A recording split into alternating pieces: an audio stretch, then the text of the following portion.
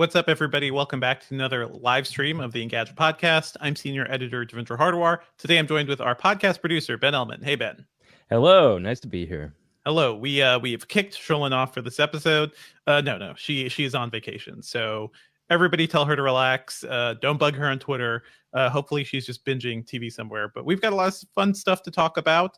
And just want to say hi to everybody in the chat room. Hello, everybody. I see some regulars here. I see Chi-Ming Chung, Andrew Littman, Ajlani Mahdi.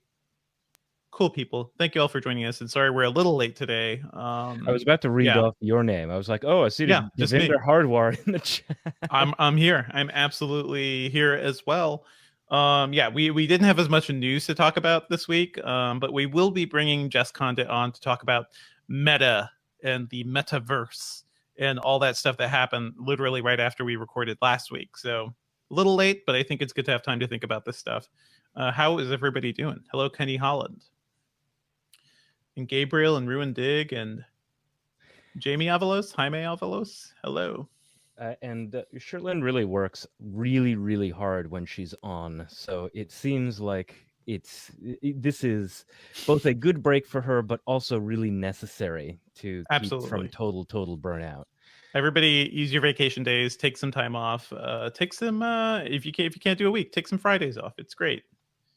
Maybe eventually we'll get to a 4-day work week. But I know someone who has a 4-day work week, and I'm really envious. But it's a day in the middle of the week. Like that's not Tuesday great. Off. It has to be either Monday or Friday for it to be really great, but whatever.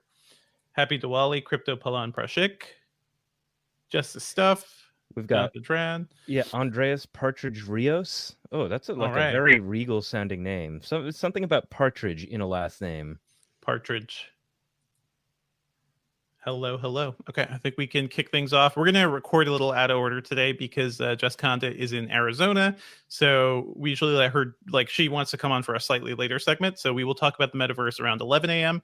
For now, we're going to kick through some other news. We'll intro the show, jump into some of our other sections, and go back to Jess.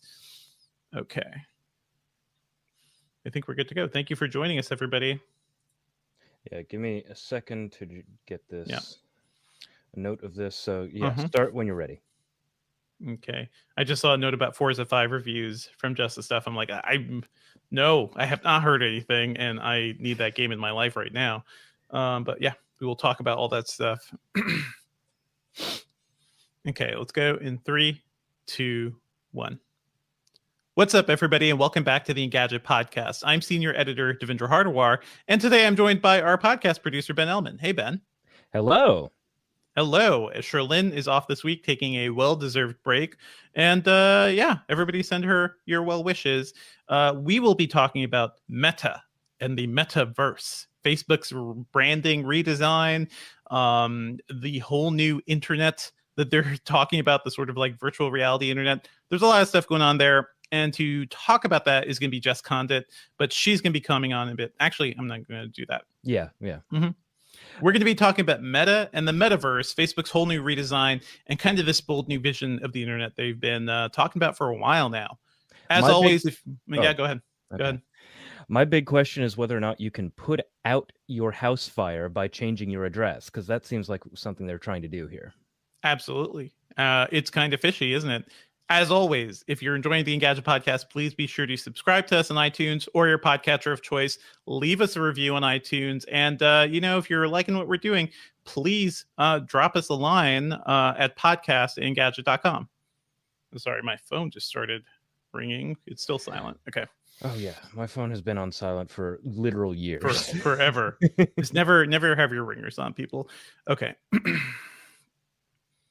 I think that's a good intro. I'm just going to intro into other news, and we'll keep going.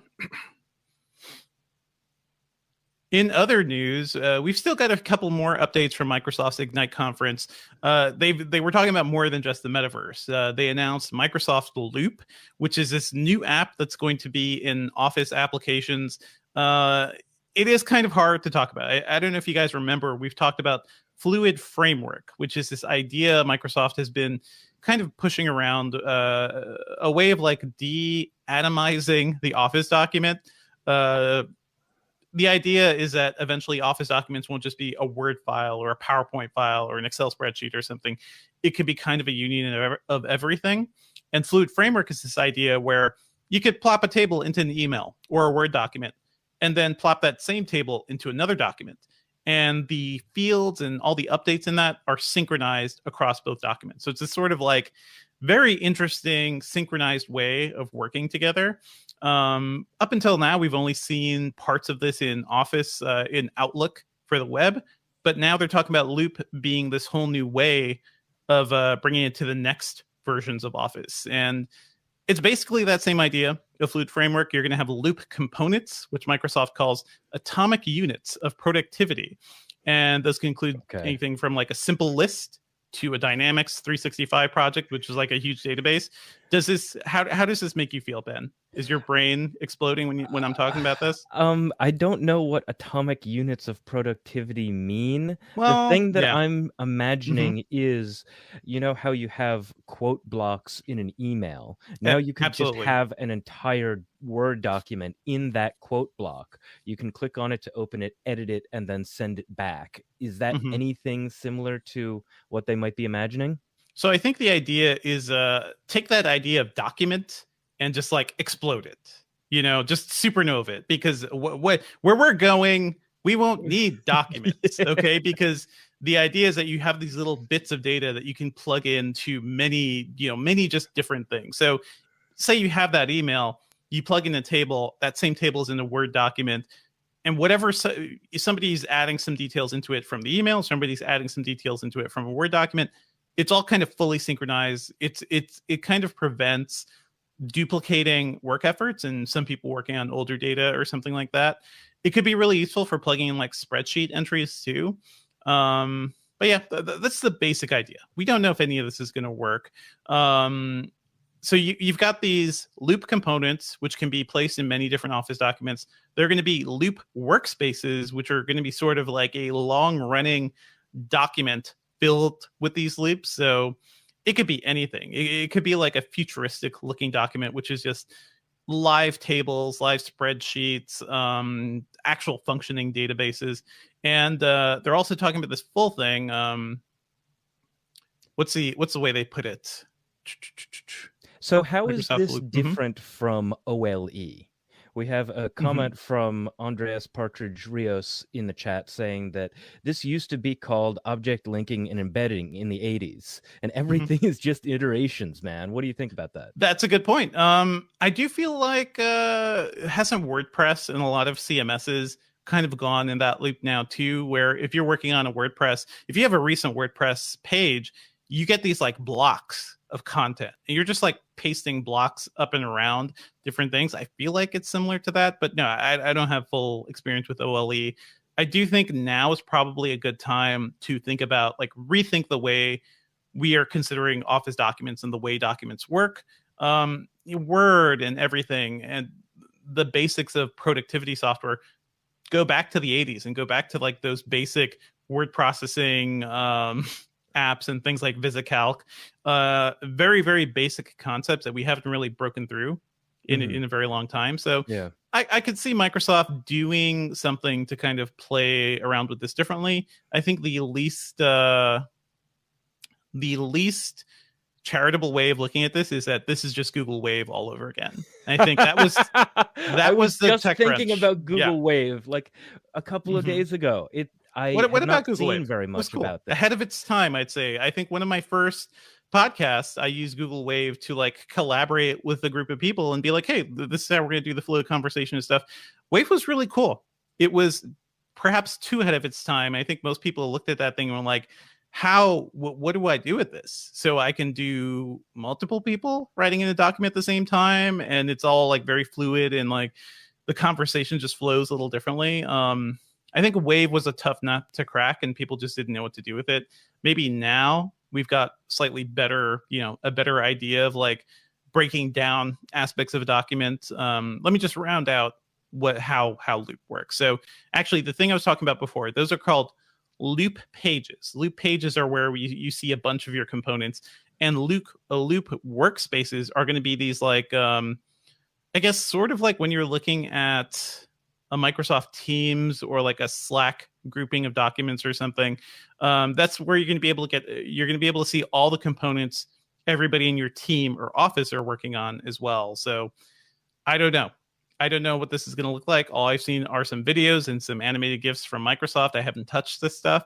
It seems like the sort of thing that would work if everybody on your team knew how to take advantage of this stuff.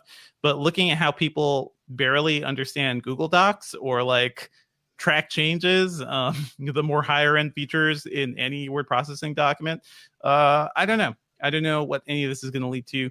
You tell us, audience, would you like a new way of thinking of Office documents, or is this getting too complicated?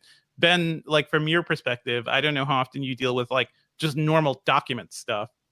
Does this seem like it could be useful to you? So I work mostly on like through Google Docs. Mm-hmm. And there have been times when I've used SharePoint and like other Microsoft products. And so looking at this GIF that we have embedded on the Engadget article for this, there's just something that I don't like about SharePoint. It looks like SharePoint and it makes me uncomfortable. Well, SharePoint is a disaster. Why. Yeah. SharePoint is a disaster because it's sort of like Google Docs is easy, right? You go to your Google Docs, somebody shares you a document, you go to the Google, you go to Google Drive or something, and you could just start working on it. SharePoint is a sort of like, it's janky. It takes a while to update sometimes. It's weird. Yeah, it's not instant. It's not like Google Docs. SharePoint also relies on this like nested layers of permissions and stuff. So even logging into a SharePoint file or drive is a nightmare. I have nightmares about it. I have to occasionally I have to like log into Microsoft's corporate SharePoint to get stuff for news, and even the way they connect my account doesn't work half the time. It's weird. It's like they've done something where I have to connect with like Google authentication, even though my Microsoft account doesn't work through Google, but it's a Gmail address. So I don't know. SharePoint is a disaster. So that's one of the reasons where I'm like, I don't know if I trust fully Microsoft's vision of the future here. How about you, Ben? Like it sounds like just now from you. So I used to work for an advertising agency a long time ago now. And the weird thing about using SharePoint at an advertising agency is that you have a lot of assets, a lot of documents, a lot of images, things being updated really dynamically. And people saying, when you're getting close to the end of a deadline for a client, you might be updating your new creative to present to them right before the meeting, 3 or 4 times in like a couple of hours. And the fact that doesn't completely sync as fast as you might want it, I had conniptions over it. It was just really bad. And just looking at this makes it look like, what if Google Docs and SharePoint combined? And I would rather have more Google Docs than SharePoint, to be honest. Yeah, but what if Google Wave and SharePoint combined? The things nobody likes all matched together. I don't know. Listen, this week was Microsoft's Ignite conference, as we've mentioned, and there were a bunch of other announcements too. We have heard. First of all, they announced a couple of months ago that they acquired Clipchamp, which is a web-based video editing tool. This week, they said that Clipchamp is going to be directly integrated into Office, which is kind of cool. So you'll be able to like actually manage, manage your videos from within Word and PowerPoint as well. PowerPoint's also getting built-in audio recording, so you can like self-narrate your presentations and you don't have to just do it in person all the time. That could be useful. That could be useful if you want to have a remote view of your presentation, right? Like, what do you I think that's of this, actually highly useful, because there are people who would really like to be able to just send a PowerPoint off and have it well narrated. Be able to walk away. Maybe they're not okay with speaking in front of crowds, but they're totally fine with like recording in their bedroom or something. And having deeper integration of any kind of audio content with PowerPoint just seems like it is really smart, because sometimes audio doesn't always play with PowerPoint also. So maybe this means that they're also working on just better integration of sound with PowerPoint in general. I think so. I think so. And it's sort of like it could help with asynchronous working too. You want to send a presentation to somebody on another time zone or on the other side of the planet. You don't have time to step through the presentation with them. That could be useful. It could be useful for like internal documentation too. Like if you're just charting how you do something for your company, all that stuff seems useful. I think we're going to expect to see a lot of that coming next year into Office. Not the most exciting news from Ignite, but this is one of those from Microsoft. This is mostly a corporate and business oriented event. This is B2B to the max. B2B, and we're going to hear some E eventually in the next few weeks, some education news from Microsoft too. So going to keep our eyes out for all of that stuff. My big question is still whether or not someone is going to try to make a podcast in this this PowerPoint audio. Would that be a win? That would kind of be if somebody could make an interesting use of the form, and also you could use that for very interesting creative ways. Like if you are a comedian, and PowerPoint comedy has gotten more and more popular over the last few years. So imagine you're a comedian who has their beats really well mapped out. So you're doing PowerPoint comedy, and then you have pre-recorded cues in PowerPoint to add extra laughs, or you could even have like a character inside the PowerPoint presentation. There are lots of creative uses for this new integration that I would be really interested in seeing how people end up using it. I mean, we've talked about too, the podcast industry is also just kind of nascent. There is no like, there have been many companies that have tried to do like, hey, I don't know if it was Audio Boom or one of those, but one of those that like, hey, just record with your phone. That's a podcast, baby. There have been a lot of ways to simplify it, but if you could like build it into PowerPoint around presentations, around like a timeline people are already used to, do decent support for like microphones and stuff, like it could be cool, and export it as a podcast file, as a audio file that can go into a podcast feed or something. That could be something. Maybe I could just see Microsoft making a whole separate app for it that's way too complicated, because that's the Microsoft way of doing things. Let's move on to some other news, and some fun stuff dropped this week. I just want to point out Ford's a classic F-100 truck. They electrified it as a concept, and it looks super cool. It looks super cool. The F-100 Illuminator concept. It's upgrading the like 1978 era design of the F-100 to make it a super electric machine. So inside it's like, it looks very modern. It has a modern interface. It has, nice seats and everything. But from the outside, it looks like you took this car from 40 years ago plus, and are now driving it on the road.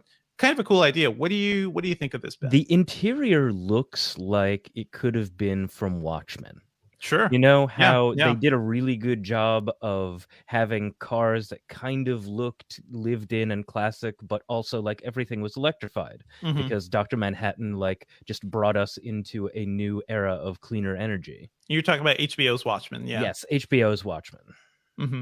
Yeah, no, I agree. This is a very retro future. Yeah, I am like, could you have done something to the exterior to like put in some accents that make it feel more retro futuristic? Because otherwise this feels like something that is only directed at like the super fans who work inside the company, maybe even upper level executives, and some of the big Ford super fans who've just been like working with the company, buying cars from the company for a really long time.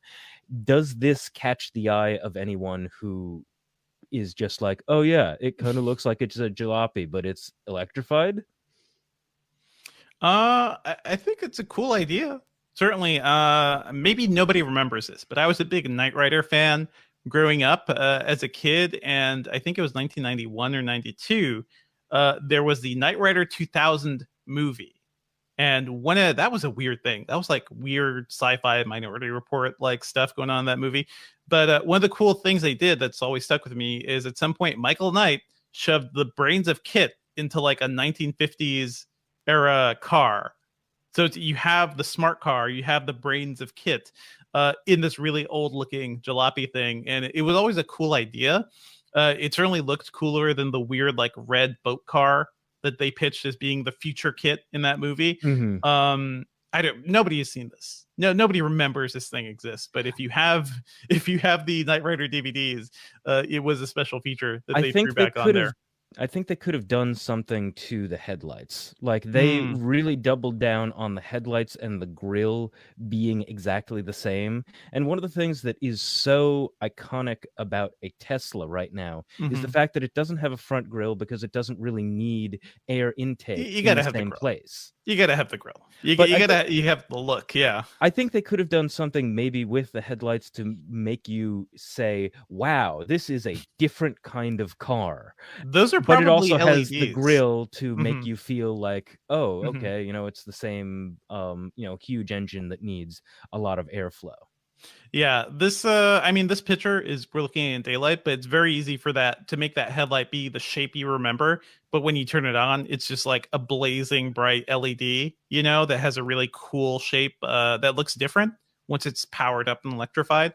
That could be kind of cool. I think the idea here is that Ford is some of these I some of the tech in this may be something you could buy if you want to retrofit an F100 that you already own. And a lot of people are doing this thing where they take older cars and they just try to make them electric, like the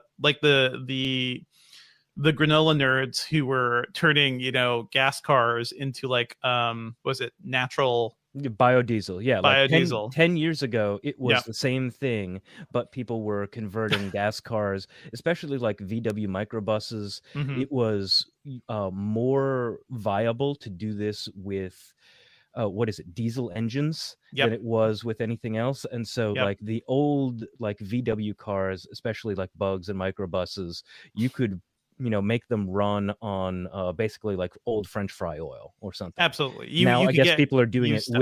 with lithium ion batteries. Hey, we'll see. I mean, look at the bed of that truck. That's a good place to just lay down some batteries, and still have some storage on that car. So it's a cool idea. I would love to see more like ways to electrify our vehicles. Hey, I used to live in Western Massachusetts for a very long time, and those biodiesel retrofits were a very popular thing. They were everywhere, and it seemed like a cool idea at the time. Now it's more like, yeah, let's go electric. Let's get plug-in hybrids, more things on the road that aren't burning gas as gas prices are getting higher. So I think this is a cool idea. Let us know which classic car you'd like to see retrofitted as an EV at podcastinggadget.com. One quick thing I want to just drop here. Um, have you ever wanted a designer pair of jeans that have no functioning pockets except for a tiny pocket that barely holds your cell phone? That would be what Samsung just revealed, something that's coming to Australia. These are designer jeans, and they are the Z Flip Pocket Denim. Is a crazy idea that they created basically to market the Galaxy Z Flip 3.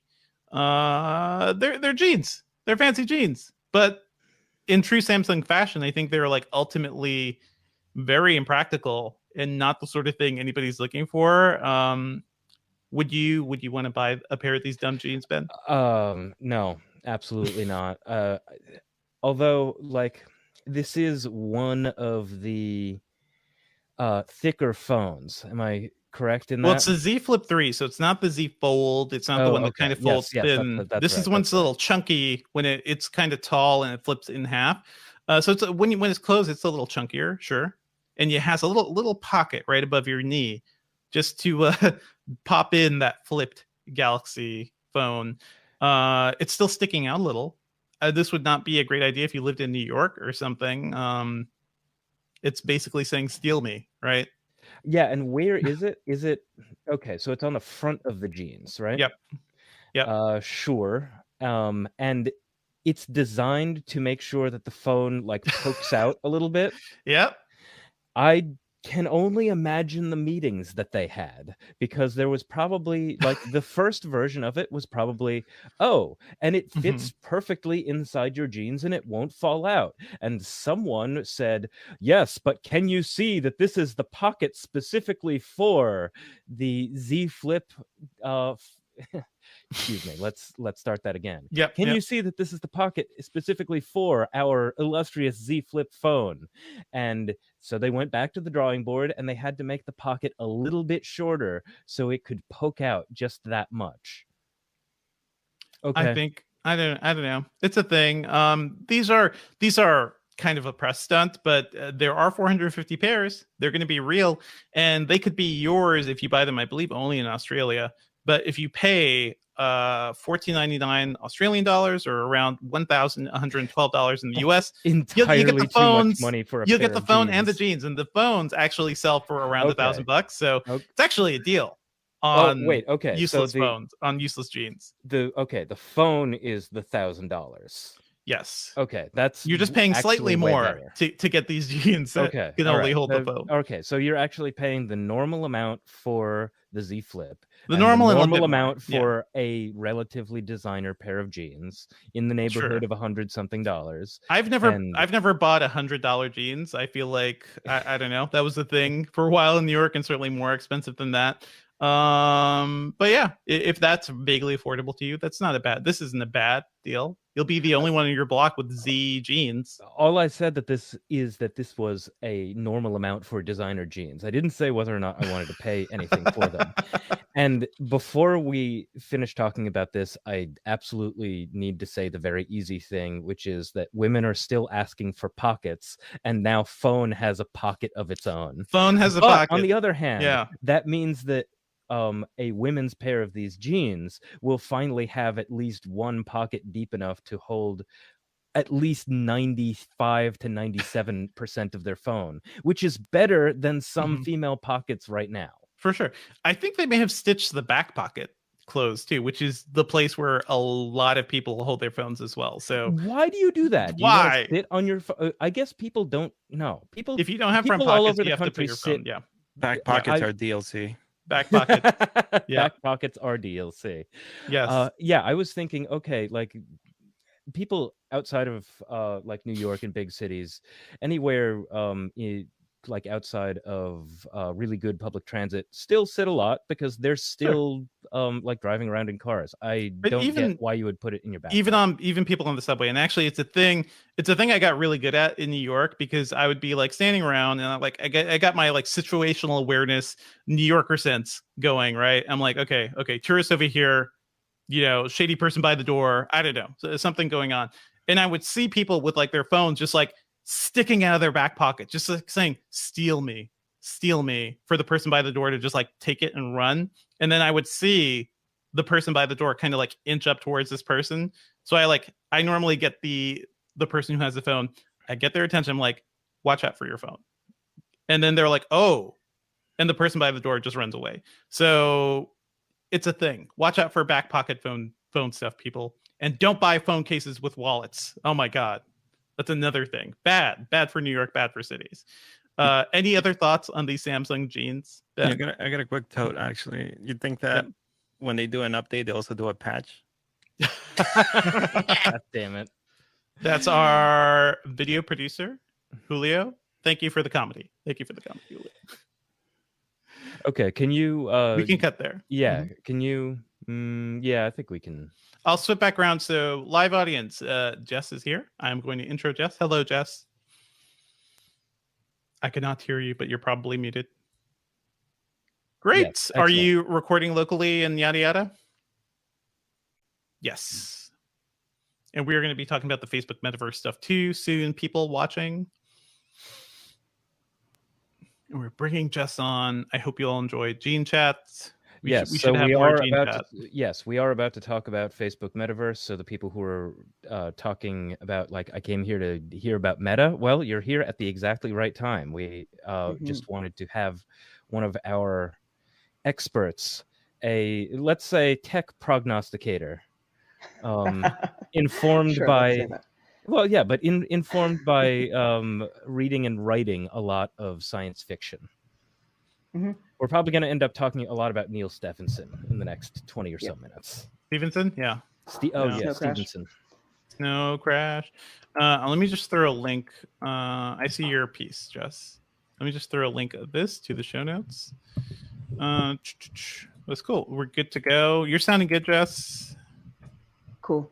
Bop. Cool. And I'm recording. Cool. Recording. Do you want to do another countdown, Ben? Yeah, just to make things easy. So, yes. I'm going to count down from 3. At the end of 3, we're going to make a sound, then maybe 5 Clap, or 10 whatever. seconds of silence. Yep. And then we'll actually get into it. And, chat, if you also want to clap, that is helpful and always very cute. So, 3, 2, 1.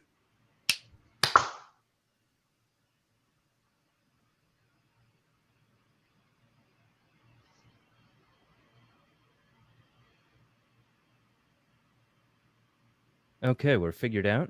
Cool. And so we're ready to start talking about meta. Awesome. Just want to say thank you for making Ethernet work, Jess, and your framing and everything. Oh, yeah, perfect. the framing is gorgeous. Framing is good. I still have my Halloween decorations up, but I mean, I wanted to keep them up. I want to keep them up until Thanksgiving. Come on. My daughter loves them, but my wife was like, no, we got to start getting the other decorations up. Well, I don't know. Your daughter is right, but okay. Yeah. Enjoy the Halloween, people, while you can. Enjoy that energy. All right, we're going to go into Facebook and metaverse. Okay.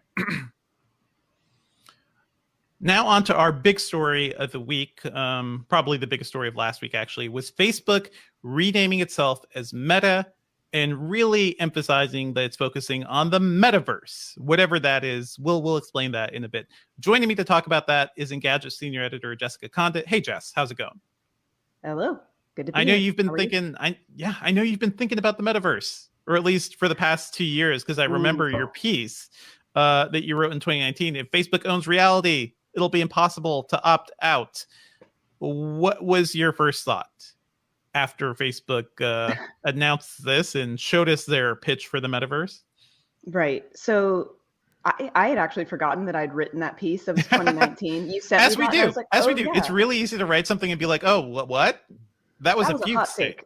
Yeah. That was a classic hot take. I wrote about it. I forgot about it. But I reread it and I was like, yes, I agree with myself still.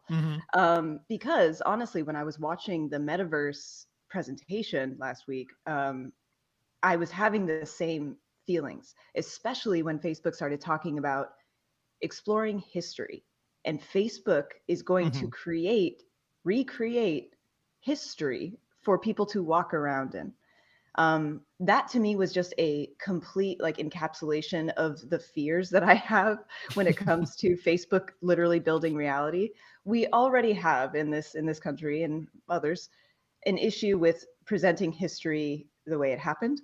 Whose history is always the question. Whose history? Yeah. Exactly. I do not want to live in Facebook's history. I do not want to live in their reality. I don't trust Facebook to build history in a way that accurately represents, anything truly. And I think Facebook has proven time and time again that we can't trust them with these kinds of responsibilities. So yeah, I was horrified. As usual. Horrified seems like the hot take factory post the Meta announcement, I think, showed how people feel about Facebook right now. Perhaps their timing was bad because we're in the middle of the Facebook papers dropping. There's a lot of reporting going on about how irresponsible Facebook is as a company, and kind of the way they prioritize user growth and metric growth and profits over keeping people safe time and again. So and truly, and just truly instigating violence and hate and truly real world physical impacts that this platform has. And it just seems like Zuckerberg and all of them are not willing to reckon with that in any way that feels responsible to me. It reminds me of the episode of The Simpsons where they destroyed Springfield, right? Yes. And then the only thing they could do, it was the garbage man one. Yeah.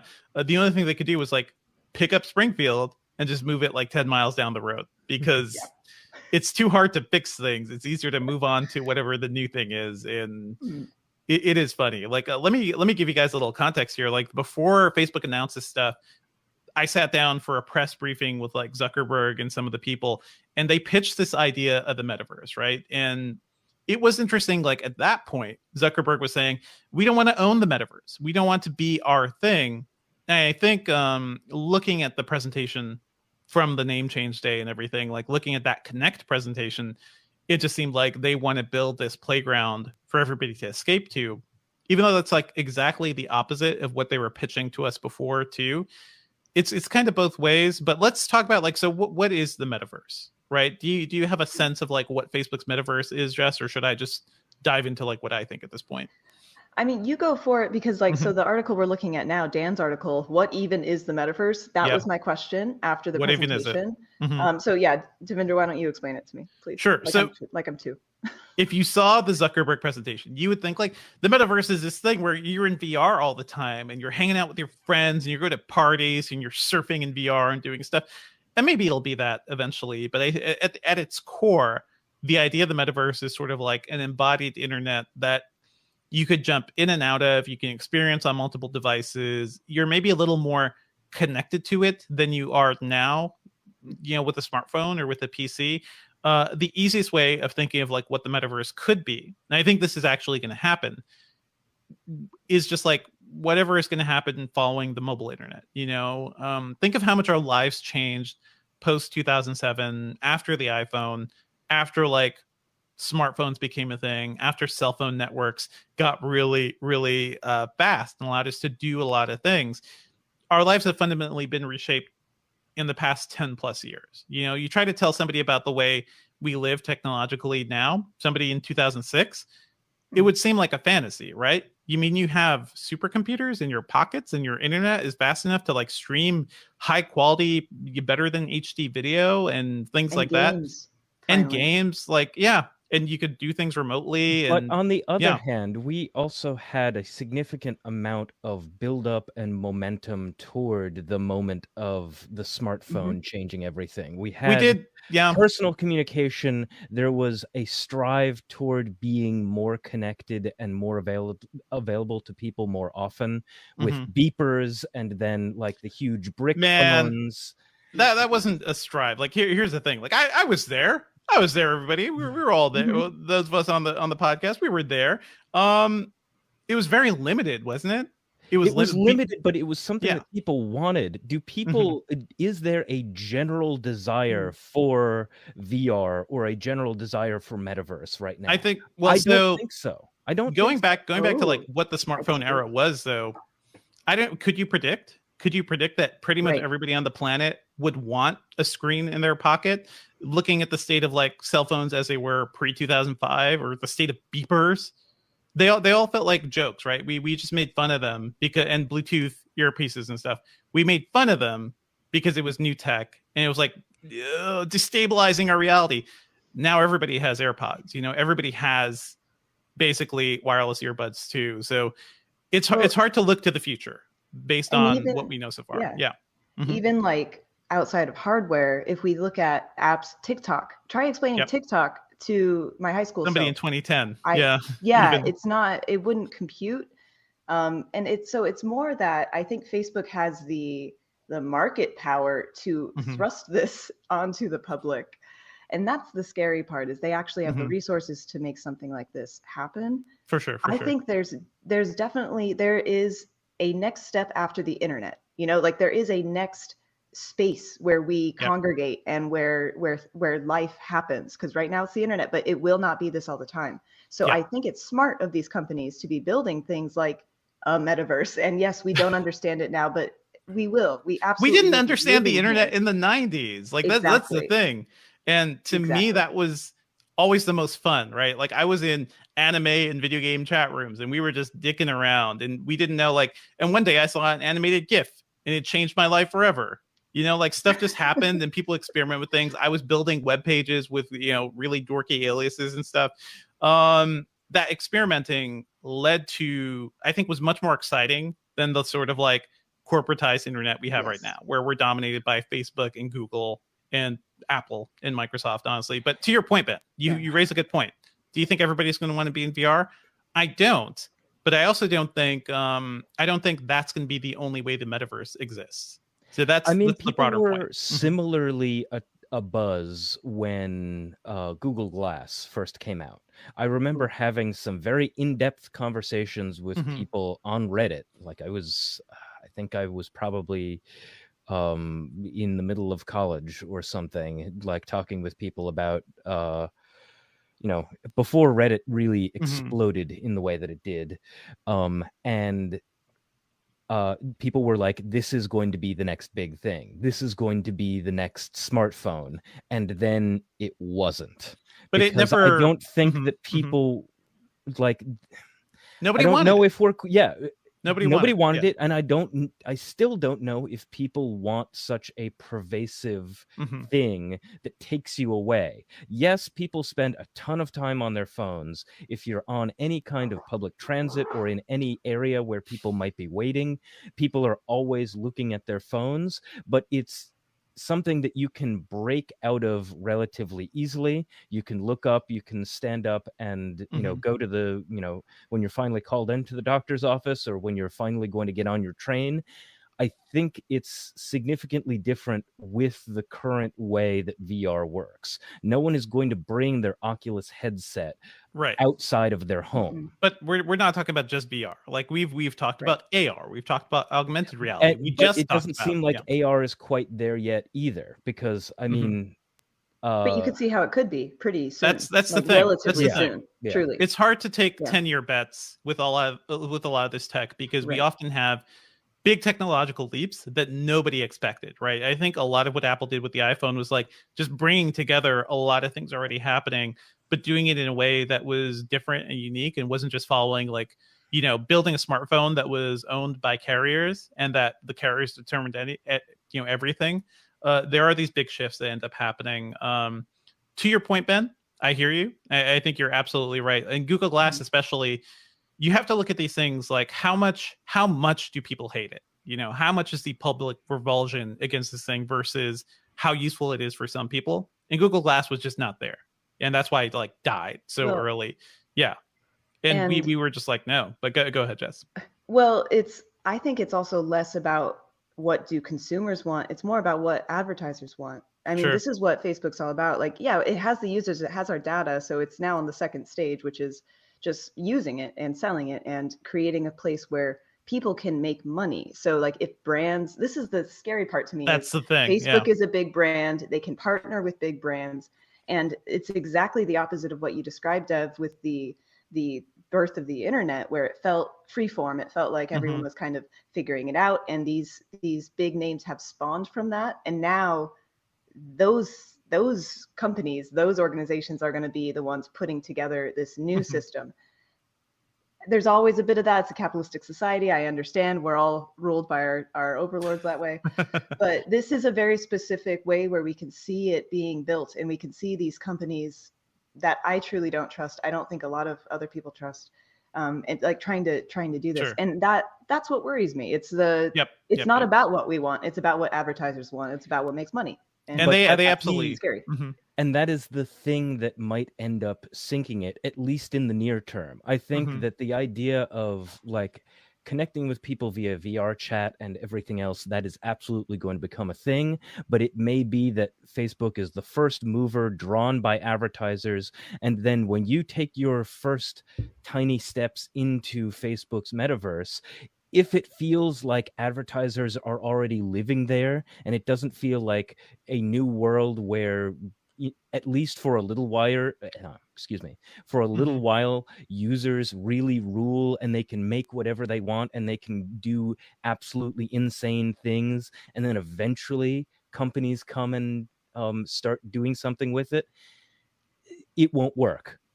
The users need to be there first, and they need to be doing absolutely crazy things that bring more people in, because we just talked about TikTok. That is the arc of TikTok. TikTok was, and it still is, an absolute zoo in some places. My For You page, sometimes I open the first thing that I open is absolutely wild. In a really amazing or really, ribald and blue, just kind of middle school humor, but I'm still laughing at it sort of way. And it was that drew so many people in, and then eventually advertisers started doing things, and it might get less fun from there. But if let's advertisers control it, it's going to have problems. It probably won't catch on. Let's be clear. TikTok was not fully organic. TikTok was like a literal nuclear bomb of algorithmic power from one of the biggest companies in China, like TikTok. And they also purchased they purchased their market share. They bought Musical.ly, where a lot of like middle school and early high school kids were, and so that app aged up with them. But to what we're talking about, we may see a sort of like inverse of what happened in the 90s with the internet, right? Because most people didn't just start using the internet. Most people started using AOL or Prodigy or something. So I came onto the internet the first time through AOL, and a lot of us in the early internet got to know this new cyberspace through the lens, and the very limited lens of a lot of these corporate, these big companies. So AOL's internet wasn't completely open. It was very limited. But I do remember the day I downloaded Netscape Navigator, I think it was Mosaic at the time, and it just worked. I'm like, wait a minute.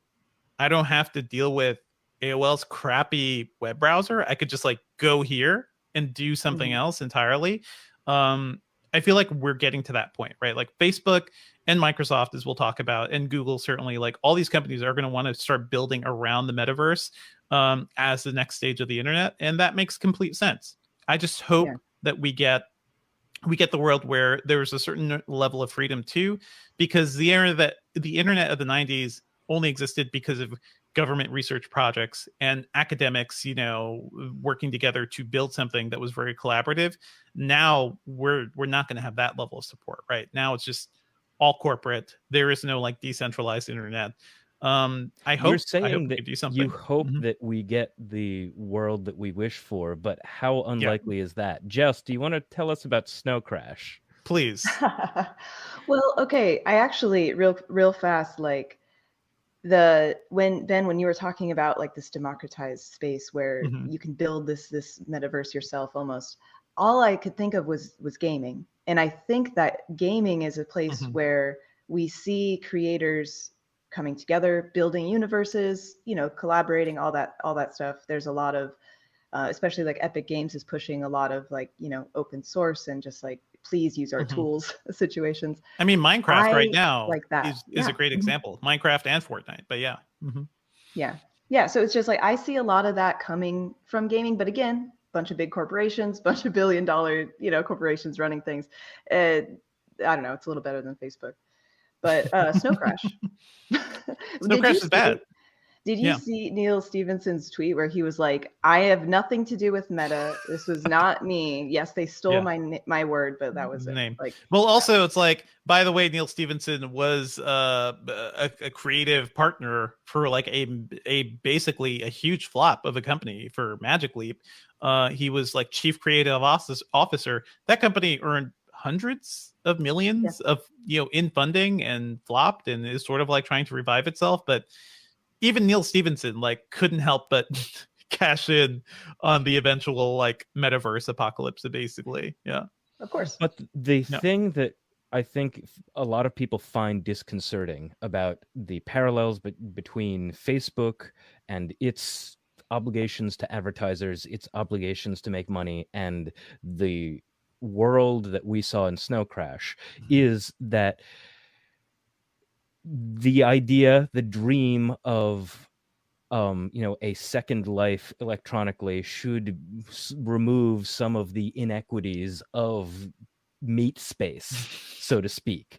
But Snow Crash is all about how the inequities of the real world meat space just are projected onto the metaverse in a weird and kaleidoscopic way. Sometimes it's way more pronounced. In other ways, it's a bit less pronounced because the main character, literally named hero protagonist, is not very wealthy, but he was a first mover in the metaverse, which means that he has actually a higher status online than he does in real life. Yeah. Clout. Yeah. I mean, Clap, that already exists, by the way. Like, Yeah, that's our life.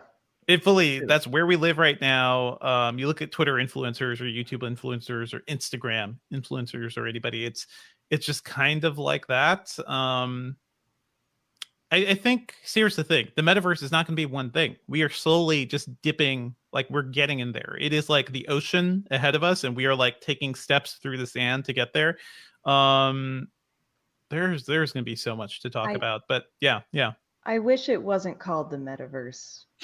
I mean, if this is because it's just it's bad. It sounds cheesy. I don't know. Thank you, Zuck. I mean, is it the cyberspace? Like, we don't talk about cyberspace, right? anymore. It feels like that. It feels like an outdated term, like the metaverse. Like, we're gonna be making fun of this. We're already making fun of it, but like, God, give it 10 years, we're gonna be like, wow, we thought that was cool. We didn't. We never thought it was cool. Like, everybody, let's go to cyberspace, baby. Let's surf the web. I'm thinking of like those 90s videos people did, like Friends actors did, like explaining Windows 95 to people. Like, that's kind of where we are right now. So maybe the metaverse will be that thing we make fun of, but it's all going to be the internet. The internet is not going to die, people. And the question is, like, how do we engage with that? And I think that remains to be seen. But if you've been following the Engadget Podcast, think about everything we've talked about up until now. We talked about Facebook's, those Ray-Ban glasses that had cameras in them. And I immediately thought, like, we are not ready for this as a society. We've talked about like AR games like Pokemon Go and things like that, and Minecraft Earth. And that is stepping a lot of people into the idea that there's a layer of digital reality around their actual reality. And we haven't talked about Minecraft that much, but Minecraft and Fortnite. Kids exist. Kids live in those worlds. And Roblox. Minecraft, Fortnite, Roblox, which was down for several days. And like all the teens and like tweens in my life were just like freaking out because it was like they were disconnected from their like, drug machine. So, and so, that ends up being the question. Like, do you want to strap in to Roblox? Because I think the social aspect of Roblox and the social aspect that people, I think, still don't give enough credence to, like the social aspect of Fortnite that people still don't give enough credence to. It's not just running around on an island shooting at each other.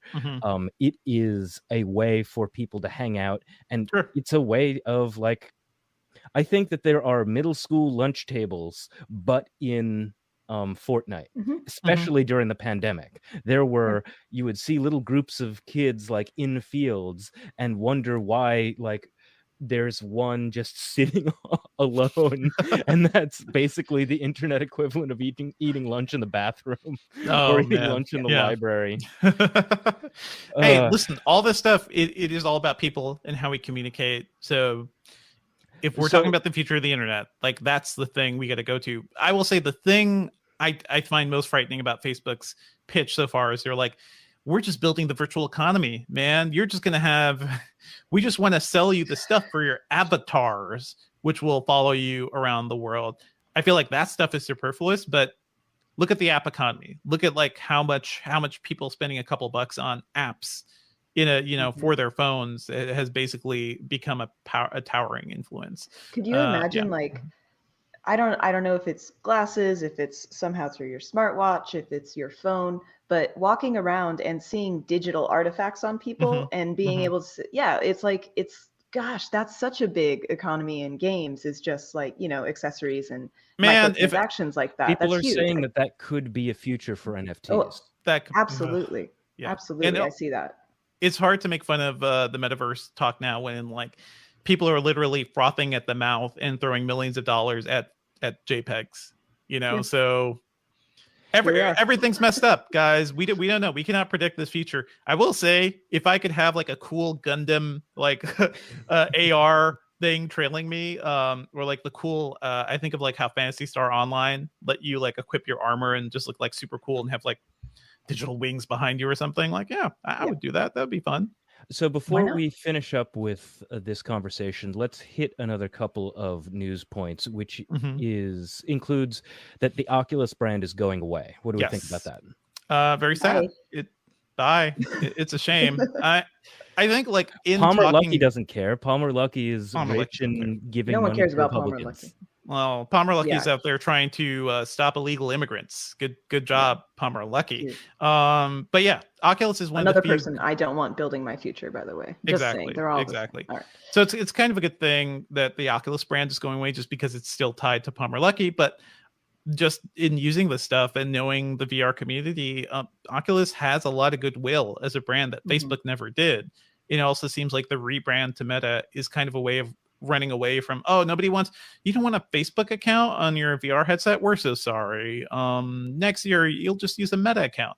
It's a completely different thing. It's just our name now. So a lot of it is just, a lot of this is kind of subterfuge on Facebook's part. And we mentioned this, the timing does not seem great that Facebook is doing this amid like all this controversy.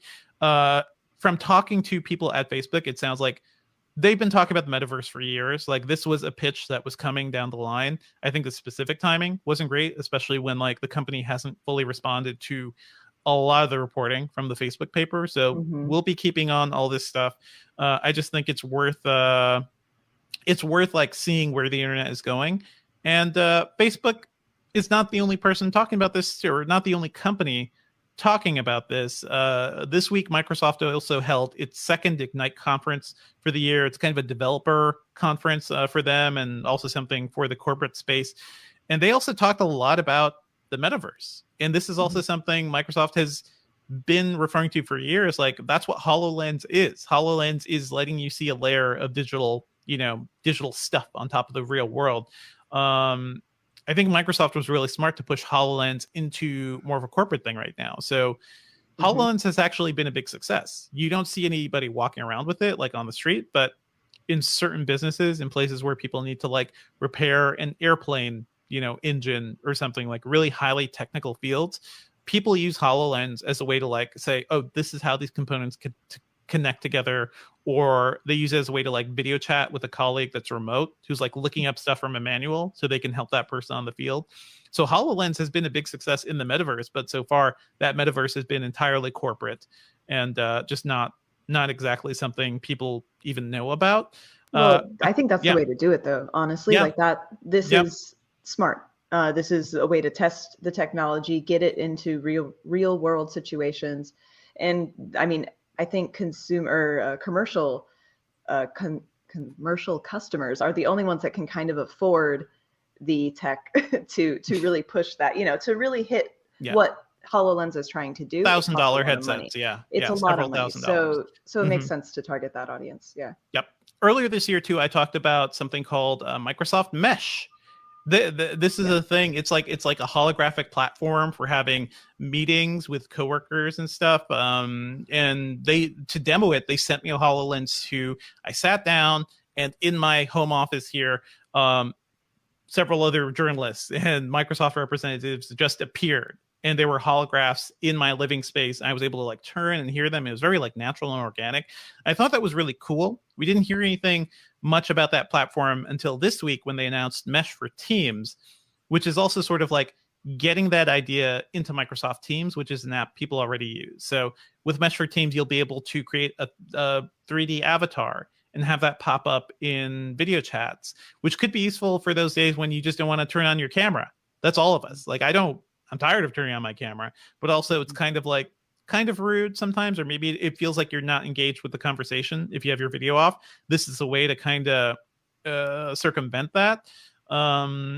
It's kind of cool. Companies will be able to create their own 3D spaces as well for people to like hang out on Teams with their avatars. And eventually they'll even be able to like custom design their own spaces entirely. So your office lunchroom or your office like hangout spot can be perfectly represented in the 3D world. I don't know if any of this is going to be good or real, but it's cool that Microsoft is playing. However, that is something that I love. One of my favorite discoveries of the last year, especially the pandemic year. Every year, I really like going to this radio conference in Chicago.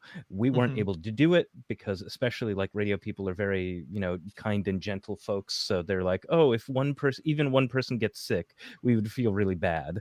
And so we decided to do a virtual conference via a platform called Gather.town. And Gather.town was amazing. It felt like a totally new experience because it was proximity-based video. So you could have that same experience that I was talking about with like little groups of people in digital space. It's a top-down view with little avatars. It kind of looks like Pokemon or any other top-down like 8 or 16-bit thing.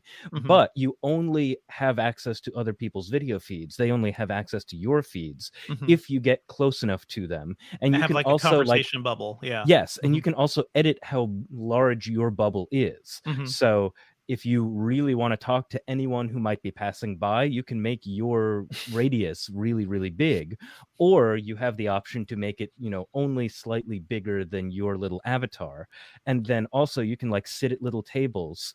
There are like 2 top tables where no one will be able to hear whatever conversation that you're having, but they can see that you're in world and maybe like wait around in the same room to talk to you. It felt the most like actual like waiting around.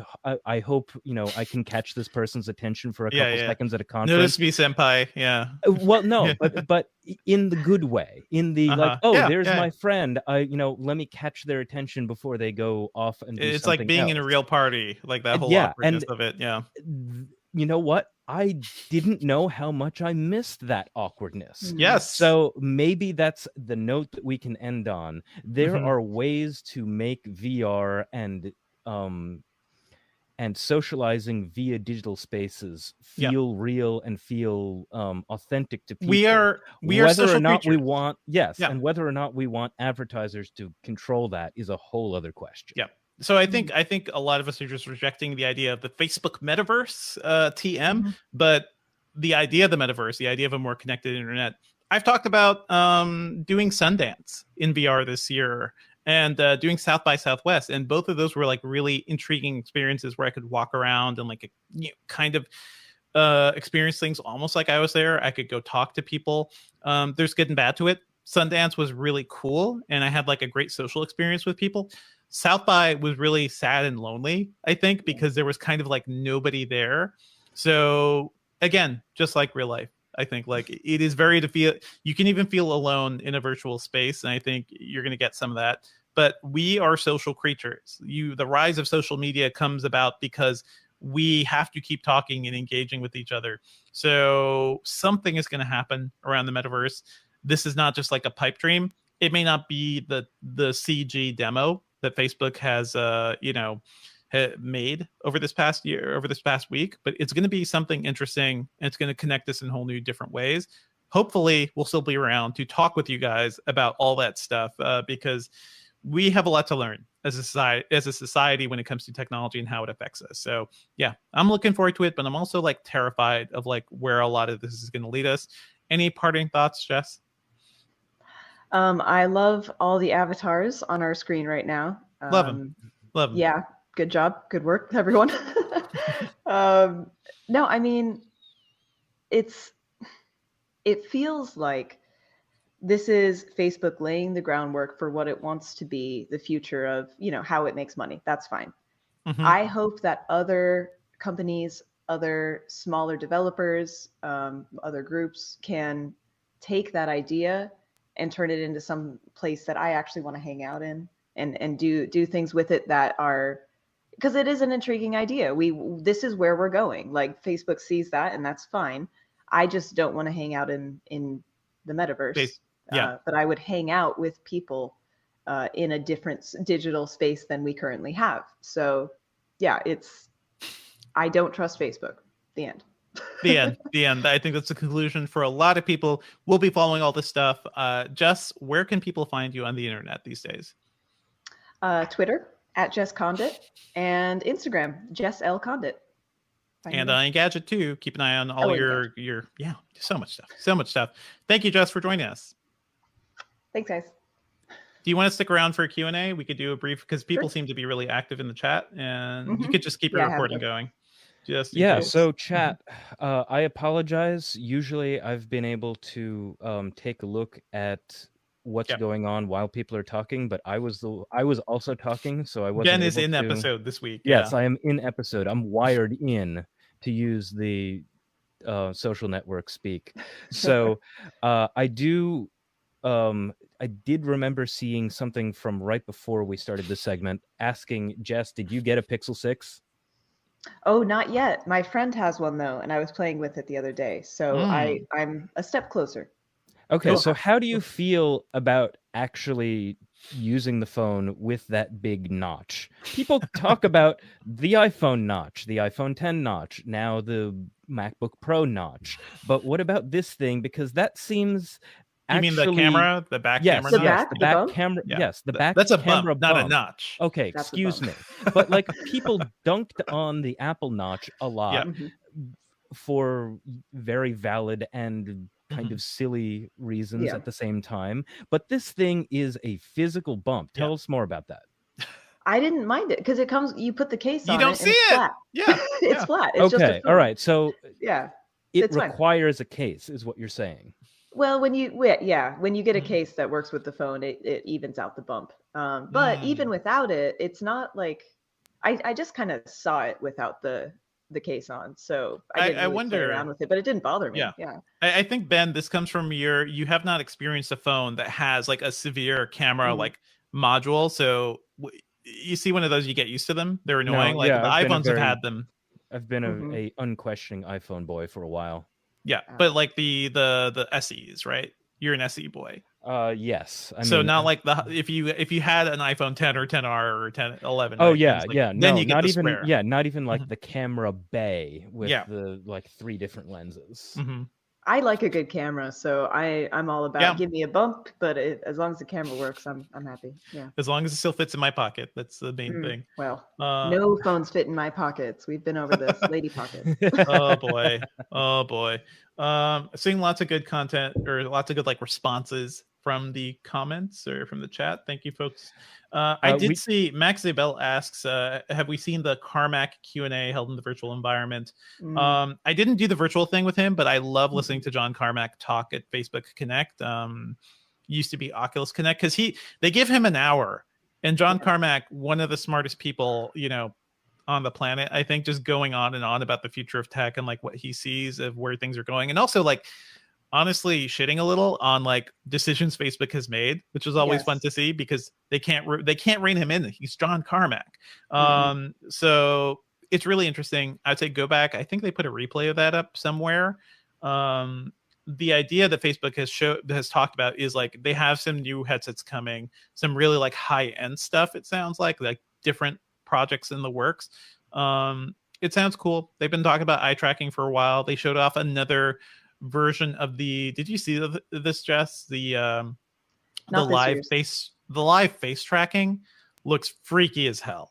Like this technology where they have a complete 3D model of your face, and it looks absolutely realistic. And then while you're wearing a headset, it basically tracks all your muscles in your face to create a moving, talking avatar like you do in real life. It's creepy, and it looks very real, and that could be part of where we're headed to. I don't know. Well, John Carmack is the bright spot in the entire, I guess, Meta company now. But like, he's always interesting, and I do think that he has a good head on his shoulders in terms of like what the power he has with the tech. Yeah, but the scary question that I think you would identify with is whether or not he's going to be the spark that makes it good, but doesn't have the institutional pull to actually take it from being anything like very gross and entirely suited to advertising. He is a tech guy, right? He is a builder. I don't think he's a deep thinker when it comes to like the potential for the tech, and that is the worry for me, is that Facebook has been good about building things and buying things and growing things. That's their talent, but not about dealing with the repercussions of their technology. So hey, it's all very terrifying. Folks in the chat, do you have any other questions? Because we can wrap real soon. Otherwise, I see a bunch. And any questions for Jess? Check out our coverage of the metaverse. And also, we're going to be recording something cool. So if you guys want to hear us talk about the new consoles, which aren't, current gen consoles, used to be next gen consoles, Jess and I will be doing something very soon. I did see a little question from Jim Jam asking if anyone's going to review the GTA trilogy remastered. They just keep on releasing those games, and more power to them because they're really good. GTA 3, really great. They haven't that touched whole those trilogy was excellent. They haven't touched them in years. Like they'll re-release them, but they haven't like done any significant tweaks. So this is unusual. Like San Andreas was barely touched, right? Yep. Yeah. Why would they? Why would they? Like these games just keep making money for Rockstar, so there's no reason to do anything. Yeah, it's going to be cool. I don't know. I want to cover Forza Horizon 5 and Halo. I loved that. Stuff. Yeah, I played the preview and I ordered one of those cool controllers. Yeah, because it's dope. Yeah, I did that before playing the game. I was like, I hope the game's good too, but this controller's dope. Yeah, that's if you're gonna be looking for me, folks, I will be drifting around Mexico apparently once that game launches. So I think one final idea about the metaverse is I don't know if it was tweeted or retweeted by one of my favorite tech writers, Ryan Broderick, but he said that there could possibly be two metaverses, one that's like an extremely janky version of that's built on top of VR chat. And it feels borderline illegal and inspired very much by that's like the whole 100 gex aesthetic. Basically like the 100 gex Roblox concert, but to like, times infinity. And then the other version is going to be linked in with Bitmoji, basically. I still don't know how Bitmoji became so popular because they're so goddamn ugly. I know. What is that? I don't know what it is. I don't know what it is. I still don't understand. Okay. If this is all going to succeed, like, look, folks, we technically have like multiple internets right now. We have different spaces within the internet that you could go hang out and do stuff with people. So yeah, there are going to be multiple metaverses or metaverse. I don't know. As long as like the tech is interoperable, I think that's the key. So like you could log on with a VR headset you have or do something with the AR glasses. Well, yeah, that could be cool. The idea of like AR interacting with actual physical spaces is really crazy. Like what if, some business, the same way that you have the Instagram magnet murals now, you could have, some crazy AR thing happening, and that will draw crowds and maybe business to the local taco restaurant or something. Whether or not that will lead to big problems for the surrounding neighborhood, that's a whole question. I think we need to and I think we need to get finished with this episode because I just want tacos now. Promise we did promise that we were going to be done by noon or so. You can get tacos. Jess, drop your audio to Ben when you're all set. All right, cool. Thank you. Thank you so much. Good chat. Devindra, I'll talk to you a little later. See you in a bit. Ooh. Yep. Okay. Bye. All right. See ya. Bye. All right, everybody. We are going to move on. Let's just finish up. It's going to be real quick. Let's take some water here. Okay. Thank you all for joining us. I like that. That conversation was very good. It was very free form. I'm glad we all got to vent our feelings about the metaverse. Yeah, I like that we were able to talk about some conceptual things. For sure.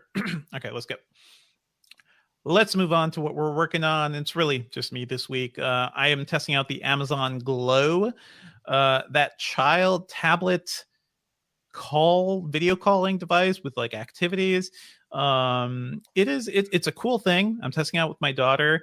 I'm still in the process of setting it up, but the idea is that it could be a cool way for like grandparents or remote family to like talk with the kid while also playing games with them. And the games are played via like a projector. You slide a tablet into this device and it puts a projector down on the table, and the kid doesn't have to really interact with the screen. They can just like play a game with finger controls and hand gestures and stuff by tapping on the table.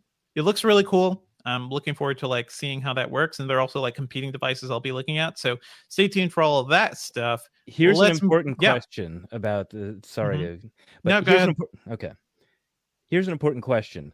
Does it have anything similar to is it Center Stage by Apple that like follows you around? Because kids are kinetic. Kids are you kinetic. want to make sure that they're in frame, and they might never be in frame unless there's a camera that follows them around. Well, I think so first of all, this is the thing, you can plug in an iPad or an Amazon Fire tablet. So it doesn't do its own video tracking. It's relying entirely on your let me just see here. Let me just see. Oh, actually, no, I'm thinking of something else. Let me just restate what this is, okay? Okay. Yep. Okay. Oh, go when you're ready. I'm going to go when I'm ready. Okay. Yep. Mm-hmm.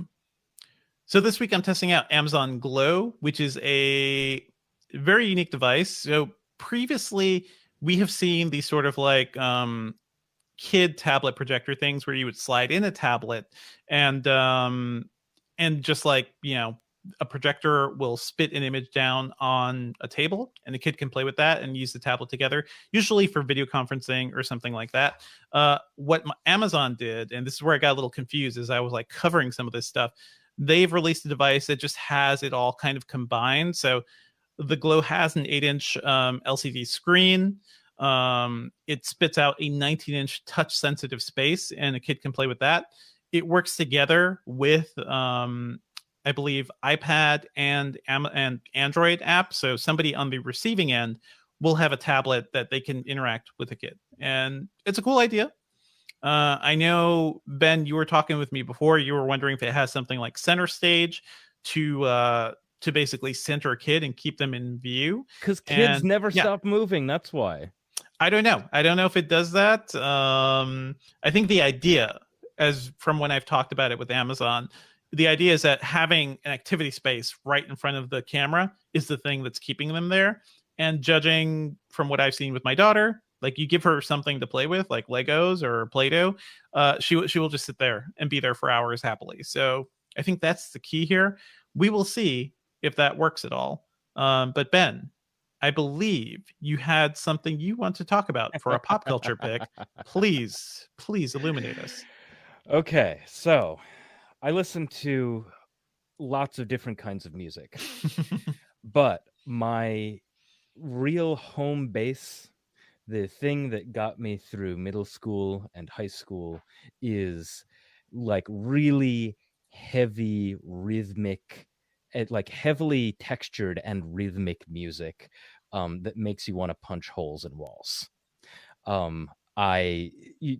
There was something when I first heard Hybrid Theory by Linkin Park that just like scratched my brain in the right place.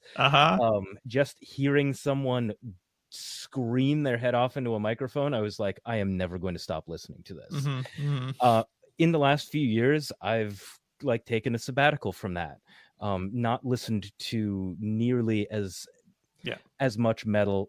Someone is going to roll their eyes at me because they're going to say, oh, well, Linkin Park isn't metal. Believe me, I went on from there. I listened. Everybody really has their widely. Gateways. It's okay. Yes, yeah. But okay. So what I want to tell people about right now is the album Glow On by Turnstile. It's a hardcore band. They're from Baltimore, and this album has just completely changed my life in the last couple of weeks. It has brought me back to heavy and dense music.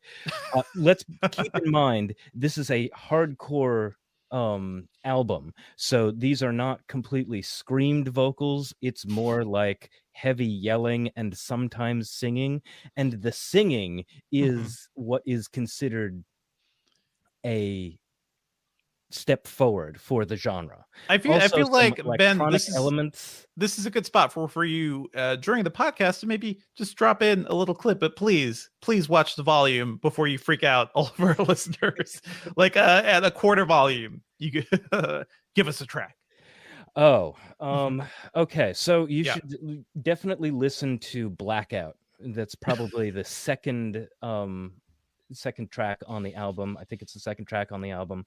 And if anyone needs like just a totally left field way of getting into this album and this band.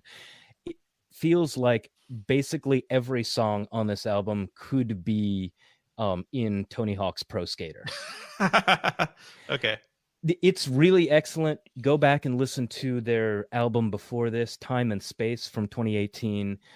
It just felt so great to come back to what felt like a musical home for me. Listen to Glow On by Turnstile. Cool. And hopefully we can get a sample in here from Ben. Thank you so much for that, Ben. You should talk to James True at Engadget at some point, because he's our resident hardcore expert. Also used to be a music journalist, so like dude is like in the thick of it. So he is a lot of fun. He's in the UK, right? He's in Spain right now. So maybe we'll get James on the podcast at some point. I want to talk about, just real quick, Marvel's Guardians of the Galaxy, which is the second Marvel game from Square Enix. And hey, this one's good. So I just want to say that it's from Eidos Montreal. It's the folks who've been working on the Deus Ex, the recent Deus Ex games. And unlike the Avengers game, which I don't think I've ever talked about here, that game had like some cool intros. I'm glad it like featured Kamala Khan and stuff. But that game was not great. Like that game was bogged down by weird game mechanics, and like it just didn't feel good. This one actually captures the heart of Guardians of the Galaxy. You actually feel like you are Star-Lord and part of this team, and you guys are traveling around, around the universe on missions and adventures. It owes a lot to James Gunn's aesthetic from the MCU Guardians movies. But the characters also look very different too. So it's kind of a combination of it. The Rocket Raccoon in this game is basically Rocket from the MCU, like everything, Groot and Drax and everything. They changed some of the mythology. They go with the comics mythology. I believe in the comics, Drax is the one who killed Thanos. So like they're going with that. The Peter Quill background is a little different, but it gets the heart of what I love about Guardians of the Galaxy, which is these characters who are great, who are kind of a found family, who love each other, going on adventures, doing fun stuff. This implements some slight like telltale elements where like you can choose, make choices for characters, and actually try to direct the story a bit too. So I really appreciated that. And speaking of music, there's a cassette tape in that game, right? Oh, yeah. With a ton of original music for this game. Well, there is a fake band called Star-Lord that young Peter Quill listened to, and they made like 15 to 20 songs for that too. So like that plays. There's a lot of licensed music as well. It is definitely like the James Gunnification of Guardians is basically like cool retro music, a lot of quippiness, a lot of style and neon colors, and it certainly gets that like mixtape vibe down well. I would say I'm liking this game more than Guardians of the Galaxy 2, which was kind of a weird mishmash of a movie. It's worth playing, especially if you're a Marvel fan or you just want something a little different. The gameplay is like a little hit or miss. Maybe wait until it's on sale or something, because like the actual shooting and running around and fighting enemies, it's fine. It's not that great, but I like interacting with these characters and exploring the universe with them. And the writing is really good. It's just like a fun experience. So if you miss like a cool single player game that's like very tight and not just something about like getting you to be on multiplayer forever, check this out. It's worth playing. And real quick, I just want to shout out to Last Night in Soho, the latest film from Edgar Wright. I reviewed that on the Filmcast podcast, and I really enjoyed it, save for like some incoherence towards the end and the way it treats certain characters.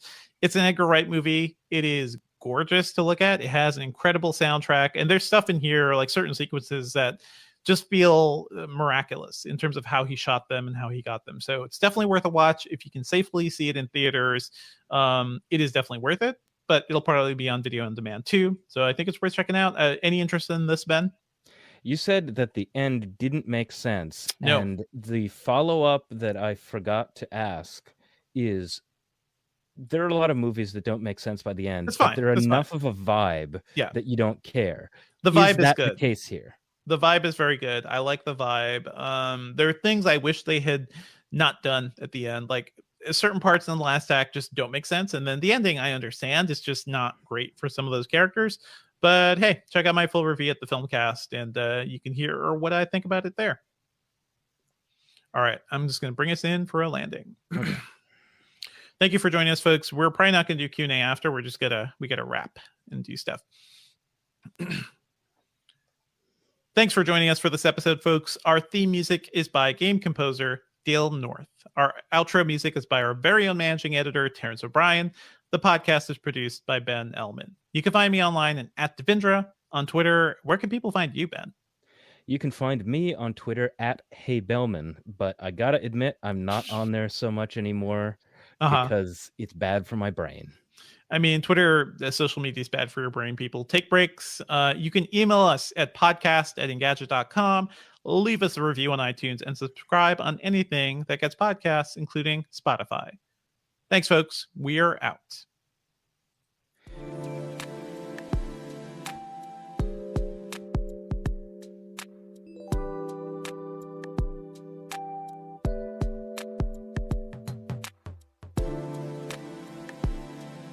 Like we usually do. So thanks everybody in the chat. Thanks to Chris Angelo Perez, Kevin Kwok, Mitch R, Max Zybel, Edgar Lopez, D-Man7895, who's a regular.